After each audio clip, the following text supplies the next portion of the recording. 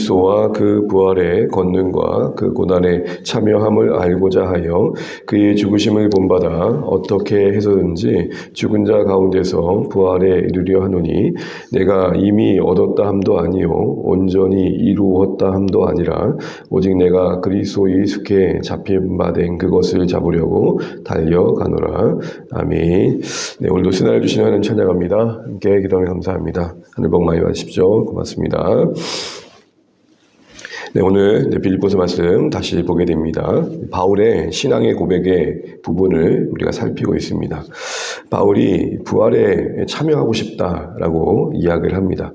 그리스도를 아는 일에 우리가 이루고 싶다라고 말을 하고 있죠. 특별히 11절에 죽은 자 가운데서 부활이 이르는 것은 신자된 우리에게 약속된 은혜입니다. 그날에 이르겠다라는 적극적인 의지를 표현하는 것은 그 영광스러운 날에 부끄럽지 않고 싶다라는 종말의 나를 염두한 바울의 신앙의 고백인 것이죠. 그걸 위해서 구체적으로 바울은 그리스도를 알기를 힘쓰고 있다 그랬고 부활의 권능을 알기를 원한다라고 얘기하고 있으며 오늘 10절 끝부분을 보시게 되면 그 부활의 권능을 알기 위해서 고난에 참여하는 삶을 선택해 간다라고 말합니다. 그리고 그 고난의 핵심 내용은 주님의 죽으심을 본받는 거다라는 이런 논리적인 순서를 이야기하고 있습니다. 부활의 권능을 안다, 그걸 정말 경험하고 싶다라고 할 때 그 부활의 권능의 의미는 두 가지였죠. 부활이라는 능력, 부활이라는 열매, 또 다른 말로 말하면 예수님의 십자가의 순종이 허망하게 끝나지 않고 부활이라는 놀라운 영광을 얻었던 것처럼 나도 순종함으로 하나님이 내게 주신 그 귀한 열매들을 보고 싶다라는 것이겠죠. 또 하나의 의미는 부활이 일으키는 능력이었습니다. 부활의 복음이 우리 안에 구원과 변화를 만드는 그 결과들을 말하는 것이죠. 부활이 원인이 되어서 만들어진 그 어떤 열매들을 말하는 것입니다. 바울은 이러한 삶을 살기 위해서 구체적으로 그럼 자신은 뭘 했느냐라고 할 때 우리 10절 마지막 부분 보게 되면 주님의 죽으심을 본받기를 힘썼다라고 이야기를 하고 있는 것입니다. 여러분 여기서 주님의 죽으심이라고 하는 의미는 뭘 말할까요? 그리스도의 죽으심은 크게 두 가지를 의미합니다. 첫 번째는 대속의 죽으심. 십자가에 우리를 위해 죽으신 그 십자가의 의미가 대속의 의미를 갖고 있다는 측면에서 대속의 죽음을 의미하고 있고 그로 인해서 우리가 죄로부터 자유롭게 된 것이죠. 또 하나의 죽으심의 의미는 자신을 부정하는 죽으심입니다. 십자가 앞을 두고 이렇게 기도하셨죠. 내 원대로 마시고 아버지 원대로 하옵소서. 바울이 여기서 얘기할 때 말하는 죽으심은 바로 대속의 죽음이 아니라 주님의 그 자신을 부정하신 그 죽으심을 의미할 겁니다. 대속의 죽으심은 예수님 외에는 아무도 감당할 수 없는 것이고 또 예수님의 죽으심으로 충분했습니다. 단 한 번의 죽으심으로 충분히 우리의 구원을 마련하셨기 때문입니다. 그런 의미에서 바울이 말하는 이 죽으심의 의미는 주님이 이 땅에 계시는 동안 성부 하나님의 뜻을 따라 성육신하셔서 우리의 구원을 위해 순종하신 매 순간순간의 의미를 말할 것입니다. 이런 죽으심은 신자들 우리 삶의 정체성이기도 합니다. 예수님께서 제자를 부르실 때 이렇게 말씀하셨죠. 너희는 나를 따라오너라. 내가 너희를 사랑놈을 오게 하겠다라고 말씀하시면서 누가복음 9장 23절에서는 누구든지 나를 따르거든 자신을 부인하고 라는 말씀을 하십니다. 결국 십자가에 죽으신 그 죽으심을 향한 주님의 삶의 여정은 끝없는 자신의 부정의 삶이었고 이게 이제 신자들 우리에게 요구되어지는 것이죠. 그렇다면 자신을 부인하는 그리스도의 죽으심을 닮은 삶은 어떻게 나타나는 걸까요? 하나님과의 관계 속에서는 내 뜻에 대해서 주어지는 순종으로 나타날 것입니다. 일상과 또 우리가 맺고 있는 사람들과의 관계 속에서는 누군가를 향한 끝없는 이해와 용납, 오래 참은 기다림으로 나타나게 되겠죠. 결국 부활이 만드는 생명, 구원의 열매, 누군가가 주께로 돌아온 여정 속에 그 부활의 기쁨을 우리가 경험하기 위해서는 누군가는 죽어지는 삶을 살아가야 된다는 것이고 바울은 그런 삶을 선택해 가는 과정 속에 그 부활의 권능을 맛보아 갔다. 지금 이 얘기를 하는 것입니다. 누군가를 살리기 위해서 나에 대해서 죽어지는 삶, 또 하나님의 뜻 앞에 자신의 뜻을 꺾는 순종이 있었기에 가능했다. 지금 그 얘기를 하고 있는 것이죠. 교회 안에서도 그런 의미에서 참 절실한 사람은 뭘까요? 교회의 정체성이 뭡니까? 이 땅에 하나님께서 교회를 두신 목적이 뭡니까? 하나님 나라가 이루어짐이죠. 구원의 열매가 맺혀져 가는 과정인 것입니다. 그러기에 교회 안에서 참 절실한 사람은 그리스도의 죽으심을 본받아 자신에 대해 주어지지 않은 사람입니다. 의욕이 충만하고 열정이 충만하고 열심히 충만한 사람이 교회 안에 필요할 수 있습니다. 그러나 정말 교회의 본연의 뜻에 맞게 교회의 존재 목적을 이루기에 필요한 사람은 그리스도의 죽으심을 본받아 갈지 않은 사람일 것입니다. 교회만 그러겠습니까? 우리를 부르신 그곳에서 그리스도의 삶을 살아가기 위해서는 우리의 가정에서도 우리의 일상에서도 뭔가 자신의 부정하는 삶을 사는 사람들이 필요하다는 것이죠. 각자의 자리에서 하나님 뜻 앞에 죽어질 때 그곳에 샬롬이 임하고 하나님의 기뻐하신 열매들이 맺혀간다는 것입니다. 이런 의미에서 본다면 그리스도의 죽으심의 삶에 참여하는 우리의 삶의 부르심에 우리가 응답하는 삶의 또 다른 이름은 주님의 성육신의 삶을 닮아가는 것이라 할 수 있을 것입니다. 하나님의 아들이신 예수님이 이 땅 가운데 보냄 받으셔서 우리와 같이 되심으로 우리를 구원하신 일을 이루시니 걷던 것처럼 우리도 보냄 받은 손길로서 우리가 허락하신 그 삶의 자리의 모든 만남 속에 그런 죽어지는 삶의 모습들로 관계를 맺어가는 모습들이 필요하다라는 것입니다. 이런 의미에서 본다면 바울이 지금 그리스도를 알고 싶다 이 말에 또 다른 의미 속에서 이 의미 속에서 헤아려 본다면 우리가 정말 주님을 알아가고 있다는 것의 또 다른 모습은 그만큼 주님의 그 죽으심의 현장에 함께함으로 주님의 그 인내와 용납과 용서와 기다림이 무엇인지를 아는 것이라 할 것입니다. 무슨 말이냐? 우리가 간혹 신앙을 얘기할 때 이런 식으로 얘기할 때가 있습니다. 내가 하나님 앞에서 해야 될 일들을 잘 지켜가는 것, 어떤 혼자만의 정결함, 그 혼자만의 흠없음을 기독교적인 삶의 가치로 여길 때가 있습니다.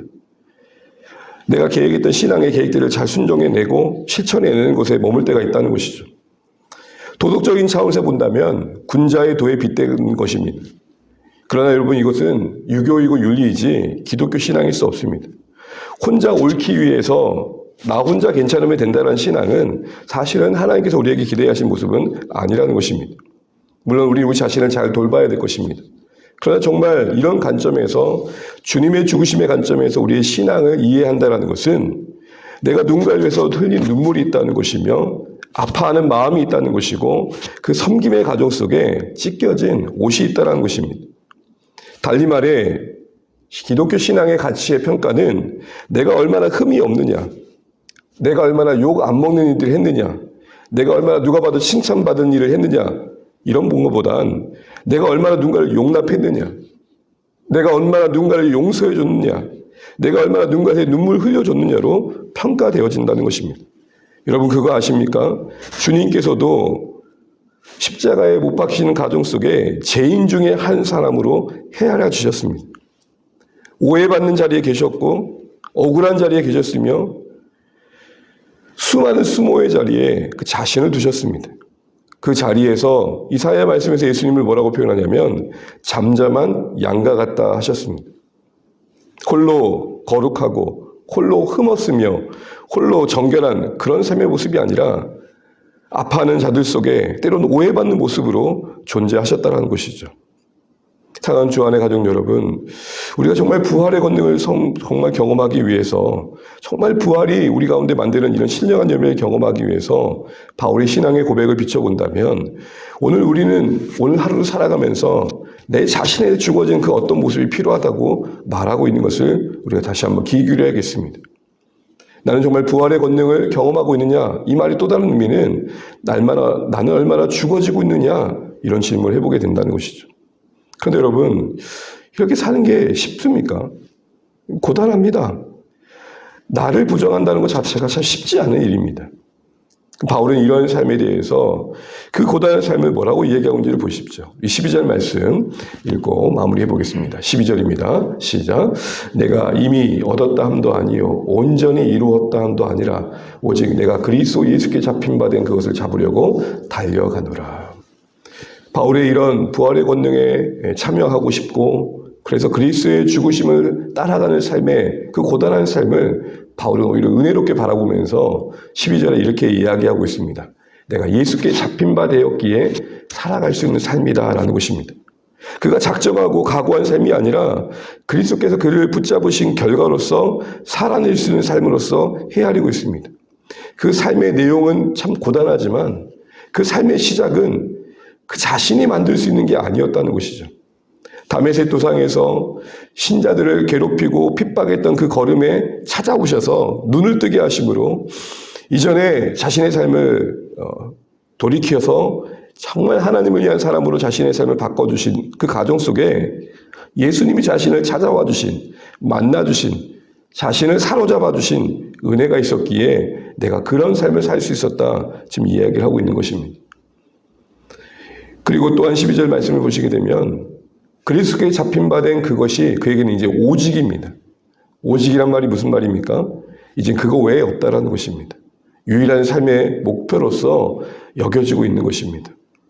사랑하는 주안의 가족 여러분, 누군가를 위해 나 자신을 부정하며 하나님의 뜻 앞에 내 뜻을 꺾는 이 죽으심에 참여하는 삶이 부활의 권능을 경험하는 삶의 걸음들입니다.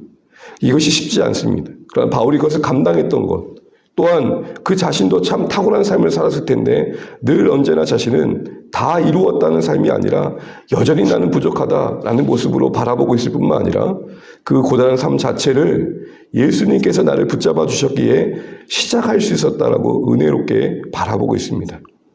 사랑하는 주안의 가족 여러분, 신자로서 하루하루 산다는 게 쉽지는 않습니다. 그러나 여러분 이거 기억하십시오. 하나님의 은혜 가운데 나를 찾아와 주시지 않았다면 시작도 할 수 없었던 삶이었습니다. 우리가 믿고 난 뒤에 십자가를 지는 것 같지만 아니요. 부르시지 않았으면 질 수도 없었던 십자가입니다. 찾아와 주시지 않았다면 부를 수도 없었던 이름이 우리 하나님의 아버지이십니다. 우리 이거 기억하면서 오늘도 은혜가 우리 안에 살아있어 그리스도의 죽으심에 참여하는 삶이 비록 고단하긴 하지만 바울이 고백한 것처럼 예수님이 나를 붙잡아 주셨기에 내가 이 삶을 살 수 있었고 그 뒤로는 이제 내가 이 삶 외에는 목적한 바가 없다라고 말하고 있는 것처럼 은혜 안에서 이 고단한 삶을 다시 한번 헤아리고 맞아. 주님이 내 삶 가운데 찾아와 주셨기 때문에 하나님이 내 안에 은혜를 주셨기 때문에 내가 하나님의 자녀 되었고 이 자녀로서의 삶을 요구받고 있는 거지 이거 다시 한번 잊지 마심으로 그리스도께 잡힌 자로서의 삶을 요구받고 있다는 거 잊지 않고 그리스도의 죽으심에 참여하는 삶의 순종으로 정말로 이 부활의 권능이 뭔지를 알아가고 경험해 갈 수 있는 우리 하루하루가 되시길 바랍니다. 그런 의미에서 이 새벽에 우리 기도하시면 좋겠습니다. 하나님, 주님이 나를 붙잡아 주셨기에 신자된 삶이 시작되었음을 내가 압니다. 이제 그 신자된 삶에 요구하시는 주님의 죽으심에 참여하는 삶이 비록 고단하지만 내가 하나님의 뜻 앞에 나의 뜻을 꺾는 순종이 쉽지 않고 내가 누군가를 끝없이 용납해 주는 게 쉽지 않지만 그것이 나를 향한 하나님의 뜻인 줄 알고 순종의 감으로 그 삶 가운데 약속하신 부활의 권능을 경험하게 해주십시오. 이와 같은 기도가 이 새벽에 우리의 기도가 되시고 또 그 기도를 따라 오늘도 살아내시는 복들의 한 달 되시기를 주님의 이름으로 축복합니다. 같이 기도하겠습니다. 네, 오늘도 주신 말씀 우리 기억하고 은혜를 구하면 좋겠습니다. 바울이 부활의 그 능력을 경험하기 위해 그리스도의 죽으심에 본받음을 말하고 있습니다. 주님의 죽으심을 본받는다는 건 우리를 부정하는 삶을 말하는 것입니다. 하나님 뜻 앞에 우리를 부정하는 순종이요 누군가의 관계 속에서 그를 끝없이 용납해주며 또 이해해주고 오랍히 참아주는 인내의 용납일 것입니다. 이런 분량들이 쌓이고 쌓이는 것이 우리 신앙의 가치입니다. 홀로 거룩하고 홀로 흠없고 홀로 하나님 앞에 서는 그런 모습이 아니라 정말 누군가를 끌어안고 그런 가정 속에서 자라고 성장하는 신앙의 우리의 모습이 되어야 한다는 것이죠. 우리 이런 삶을 살 수 있도록 다시 한번 주님이 우리를 불러주셨기에 시작된 삶임을 기억하면서 다시 은혜와 감사하며 이 죽으심에 참여하는 삶을 살 수 있게 해달라고 기도하시면 좋겠습니다. 오늘 하루 누군가를 만나든 그 만남의 자리가 주님의 죽으심을 본받는 자리가 되게 해달라고 기도하시면 좋겠습니다. 우리 사랑하는 주안의 가족들의 일상이 그러할 수 있도록 기도해 주시고 이 시간 특별히 함께 기도하실 때 우리가 VIP를 품고 섬기는 가정 속에도 이런 은혜가 있기를 기도하면 좋겠습니다. 자녀들을 위해서 또 이제 새 학기를 맞이하는데 하나님 은혜 안에서 저희 소망 가운데 새학년을 맞이하게 해달라고 기도하시 묻겠습니다. 또 각자 기도 제목 가지시고 이 나라 임족을 위해 또 교회를 위해 선교지를 위해서도 같이 한번 기도하시 묻겠습니다. 기도하시겠습니다. 하나님 아버지, 오늘 우리에게 허락하신 한 날을 감사합니다. 새날을 주신 하나님, 오늘 말씀 가운데 한 날을 시작합니다. 아버지 하나님, 그에게 하나님의 은혜가 있어서 하나님 아버지 그 붙잡아 주신 삶의 은혜로서 그의 죽으심의 삶을 이해하고 이것을 보게 됩니다. 힘들고 고단하지만 주님이 우리를 불러주셨기에 시작된 삶의 내용임을 알고 감사하는 바울의 시선을 보게 됩니다. 그것이 그 삶의 가치가 되었고 그 삶의 목적이 되었음을 봅니다. 신자로서 우리는 무엇을 목적 삼고 있는지 돌아보게 됩니다. 우리의 성공과 우리의 안위와 우리 홀로 거룩해지는 삶이 아니라 우리 안에 누군가를 품어줌이 있게 하시고 흘러지는 눈물이 있게 하시며 기다리며 용납하는 하나님 아버지 가슴 아리가 있게 해주셔서 주님의 마음을 알아가는 일들이 있게 도와주시고 주님의 죽으심에 참여함으로 정말 부활의 생명이 무엇인지 경험할 수 있는 은혜가 있게 하여 주시옵소서. 누군가를 생명을 주시고 그를 변화시키시며 또 순종의 기쁨을 우리가 누려갈 수 있도록 자신을 부정하는 삶에 나를 부인하는 삶에 기꺼이 들어질 수 있도록 역사하여 주시옵소서. 하나님, 주 안에 우리 모든 가족들의 일상 속에 이런 자기 죽어짐의 삶을 통해서 주님의 그 성육신의 삶의 열매들이 맺혀가게 도와주시고 하나님, 주님이 수치와 오해와 하나님 아버지의 매맞는 그 자리를 묵묵히 감당하셨던 것을 기억하면서 우리도 하나님 정말로 하나님의 은혜를 거할 수 있도록 도와주시고 하나님의 긍휼을 경험할 수 있도록 역사하여 주시옵소서. 주님, 우리 모두를 붙잡아 주시고 주의 긍휼을 우리가 경험하게 도와주시옵소서. 우리가 VIP를 품고 섬기는 가정에서도 하나님 아버지 우리 안에 감당해야 할 여러 짐들을 감당할 수 있도록 도와주시고 주의 도우심으로 승리해 갈 수 있도록 역사하여 주시옵소서. 하나님, 우리 모두를 불쌍히 여겨주시고 그 은혜 안에 거할 수 있도록 하나님 우리 모두를 주장하여 주시옵소서. 주님 감사합니다. 주님 도우시옵소서.